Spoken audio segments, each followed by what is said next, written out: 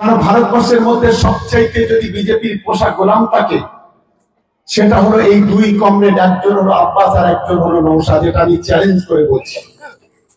প্রতিনিয়ত কোলাঘাটে বৈঠক, প্রতিনিয়ত কাঁথিতে বৈঠক, রাতের অন্ধকারে কখন ফুলপুরা শরীফে চলে যায়, কোটি কোটি টাকা বিজেপির কাছ থেকে নিতে হবে। আমি তো চ্যালেঞ্জ করে বলে যাচ্ছি আজকে। আমার বোধ হয় কাল সকালে আবার হাইকোর্টে ছুটবে, না তো ব্যবসা করে চলে যাবে। এদের হাইকোর্টে যাওয়ার প্র্যাকটিস বিরাট। তা আমি বলছি বাবা, আমার বিরুদ্ধে হাইকোর্টে যা, একবার বিলকিসের বিরুদ্ধে যা। কি ঠিক বলছি তো নাকি? যে মেয়েটা বলছে ওর গায়ে কটা তিল আছে আমি জানি, কেন তার বিরুদ্ধে হাইকোর্টে যাওয়া হচ্ছে না? আপনি কেন যখন বিলকিস যখন বললো আমাকে ধর্ষণ করেছে 1 বছর ধরে, 3 বছর ধরে আমার সঙ্গে ওঠা বসা করেছে, আপনি যদি এত সাধু হবেন কান খুলে শুনে রেখে দেন, কেন এফআইআরকে চ্যালেঞ্জ করলেন না? আমি এই প্রশ্নটা করতে চাই। ভণ্ড এখন বলছে, সাংবাদিকরা প্রশ্ন যখন করছে, বলছে তোমরা বাচ্চা ছেলে, তোমরাই সব বুঝবে না। আমি পরে এটা মানহানি কেস করবে, মানহানি যখন কেস করবে তখন তো তুমি বারুইপুরের জেলে বসে ওই কালা রুটি খাবে, তখন তোমার আর মানহানি কেসার করতে হবে না। লজ্জা করে না? নিজের চরিত্র ঠিক রাখতে পারেন না একজন বিধায়ক। আমি একজন বিধায়ক হিসেবে আমার লজ্জা হয়, জানেন?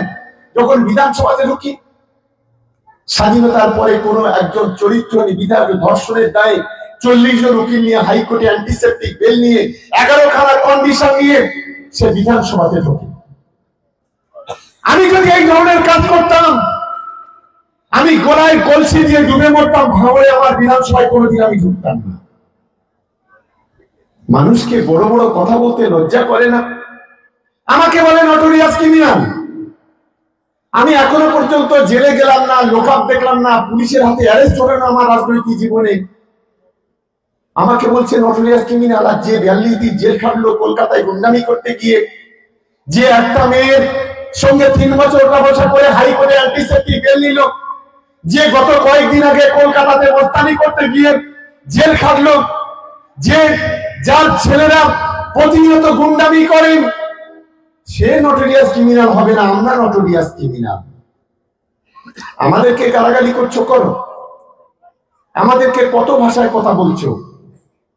আজকের ভাঙড়ের একটা ইঞ্জিনের বিরুদ্ধে লড়াই করতে গিয়ে ইতিমধ্যে 3-4টে ইঞ্জিন নামিয়ে দিয়েছে। 3-4টে ইঞ্জিন বোঝো তো? আমাদের ছেলেরা বোঝে, কারা বোঝে? হাত করে। হ্যাঁ, যেমন মমতা বন্দ্যোপাধ্যায়ের একটা ইঞ্জিনকে মোকাবিলা করতে গিয়ে নরেন্দ্র মোদী সারা ভারতবর্ষের সমস্ত ইঞ্জিন নামিয়েছে। এখন ইনি আর দেখছেন যে আমার একার দ্বারা আর হবে না, আমার ভাইকে নামাও, আমার কাকাকে নামাও, আমার জেঠাকে নামাও। আমি বলছি বাবা নামাও, কোনো অসুবিধা নেই। তোমাদের ওই ইঞ্জিনগুলোর একেবারে অচল করে দেওয়ার জন্য আমার সামনে আমার সহকর্মীরা বসে আছে, এরাই হচ্ছে যথেষ্ট বলে আমি মনে করি।